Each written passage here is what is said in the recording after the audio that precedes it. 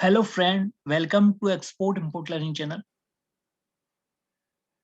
Today in this session, we will understand about export post shipment document. So जैसा कि हम previous session में हमने समझा था कि जब हम अपने गुड्स को फैक्ट्री से डिस्पैच कर देते हैं, इसके बाद का प्रोसीजर थ्रू ट्रांसपोर्टर्स ये गुड्स पहुंचते हैं आईसीडी कस्टम में। देन वहां पे हमारा सीएचए गुड्स की एग्जामिनेशन करवाता है।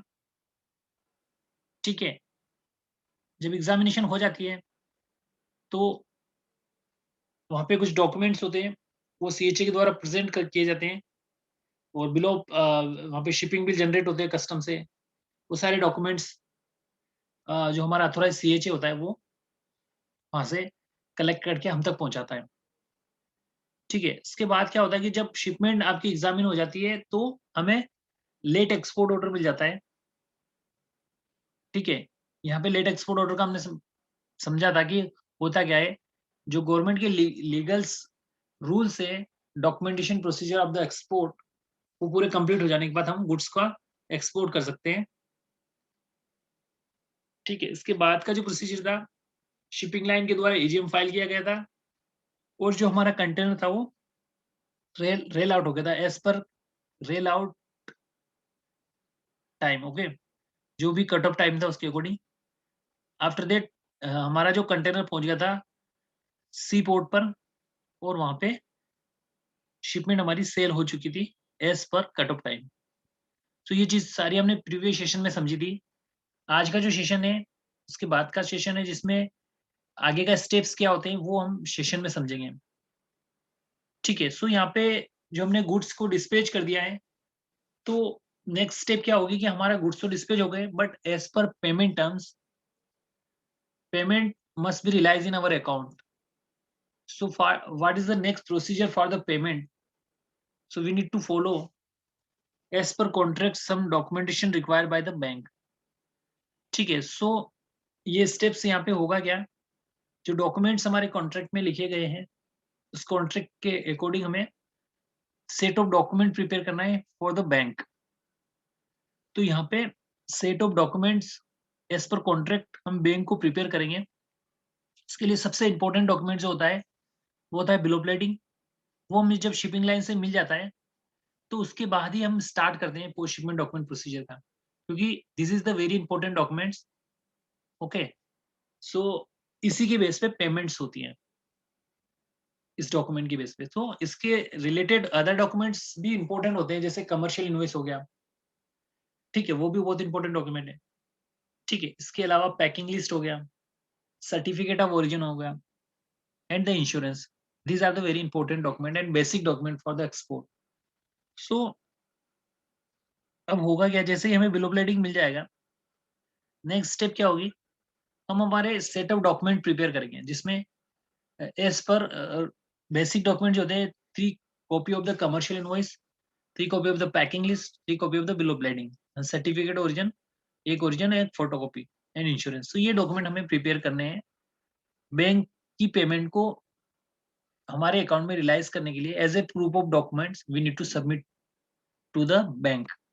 सो यहाँ पे कमर्शियल इनवॉइस हम बना लेंगे अपने एज पर एक्सेल में बनाए या एसएपी में बनाए, तो जो हमारा प्रोसीजर उसके अकॉर्डिंग कमर्शियल इनवॉइस ऑलरेडी बनी होती है, बट हम इस वाली कमर्शियल इनवॉइस जो हम बैंक में लगाने जा रहे हैं इसमें कुछ चीजें ऐड करेंगे। तो इसमें ऐड करेंगे वेसल नंबर। ओके, इसके अलावा bill of lading number, shipping bill number, ये चीजें हम इसमें ऐड करेंगे। इसके अलावा स्पेसिफिक कंट्री की अगर रिक्वायरमेंट है कि उसको ये एचएस कोड चाहिए तो वो एचएस कोड भी इस पे मेंशन करेंगे as per requirement of the country.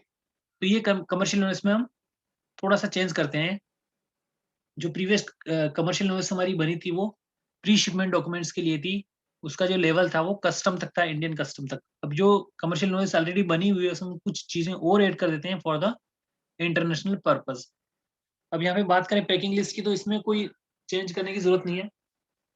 Bill of lading की अगर बात करें तो वो हमें मिल जाता है शिपिंग लाइन से। अब यहाँ पे आता है सर्टिफिकेट ऑफ ओरिजिन। सो हम सर्टिफिकेट ऑफ ओरिजिन के लिए अप्लाई करेंगे। हमारा सीएचए भी कर सकता है, अगर हम सीएचए को कुछ चार्जेस देते हैं जो लगते हैं तो सीएचए हमें सर्टिफिकेट ओरिजिन प्रोवाइड कर देता है। इसके अलावा इंश्योरेंस भी बनता है यहाँ पे, ठीक है। तो इंश्योरेंस हम अपने एजेंट से, जो भी हमारे शिपमेंट की वैल्यू है उसका 110% आपका इंश्योर करवाया जाता है, और जो भी प्रीमियम बनता है वो हमें एजेंट को देना होता है, एजेंट हमें ये इंश्योरेंस दे देता है, ठीक है। सो ये डॉक्यूमेंट, सेट ऑफ डॉक्यूमेंट हमें बैंक में लगाने होते हैं, तो हमें इसके लिए एक बैंक रिक्वेस्ट लेटर प्रिपेयर करना होता है, okay. So these are two set of the documents, first for our bank, okay, and second for the foreign bank. So in case of our bank, we can use the one copy of the commercial invoice, one copy of the packing list, one copy of bill of lading, okay, one set of the document. In case of foreign bank, जो documents require किए गए हमारे order में वो हमें लगाने हैं। Commercial invoice 3 copy, ये जो अभी हमने पढ़े थे ये फॉरेन बैंक के सेट हो गए, तो 2 सेट हमें बनाने पड़ते हैं, ठीक है। अगर अब बात करें एलसी की, तो एलसी में जो कवरिंग लेटर हम बना रहे हैं, रिक्वेस्ट लेटर, उसमें इन ऑर्डर टू बैंक को रखना पड़ेगा कि हम बैंक को ये डॉक्यूमेंट सबमिट करें और बैंक हमें पेमेंट करेगा, ठीक है। तो जो एलसी में एक चीज और इम्पोर्टेंट होती है कि एलसी में जो डॉक्यूमेंट लिखे गए हैं वो ही हमें लगाने हैं। वो भी डॉक्यूमेंट इससे मिलते जुलते ही होते हैं, but number of copy of the document कम ज्यादा हो सकते हैं। इसके अलावा कुछ एड ऑन डॉक्यूमेंट हो सकते हैं as per requirement of the bank, ठीक है। सो नाउ यहाँ पे डॉक्यूमेंट हमने प्रिपेयर कर लिए, तो एज पर रिक्वेस्ट हम प्रिपेयर किसने किया, एक सेट बना रखता है, उस पर सबके साइन होते हैं, तो फर्स्ट साइन करेंगे उस पर जो प्रिपेयर किया, किसने प्रिपेयर किया, देन नेक्स्ट पर्सन होगा उसको चेक करेगा तो उसके भी साइन होंगे, थर्ड पर्सन होगा authorise by HOD, head of department उसको फाइनली अथोराइज करेगा। सो यहाँ पे 3 साइन होंगे, उसके बाद डॉक्यूमेंट प्रोसेस हो गया आगे, ठीक है। तो ये डॉक्यूमेंट्स हमें अपनी बैंक में सबमिट करने हैं, ठीक है। तो सेट ऑफ डॉक्यूमेंट जो प्रिपेयर हमारा हो गया, हम बैंक को हैंड ओवर करेंगे, और जब बैंक के पास ये डॉक्यूमेंट चले जाएंगे तो बैंक इस डॉक्यूमेंट को कोरियर के थ्रू इन ऑर्डर में जो हमने जिसको रखा है वो वहां पे ये कोरियर किए जाएंगे, ठीक है।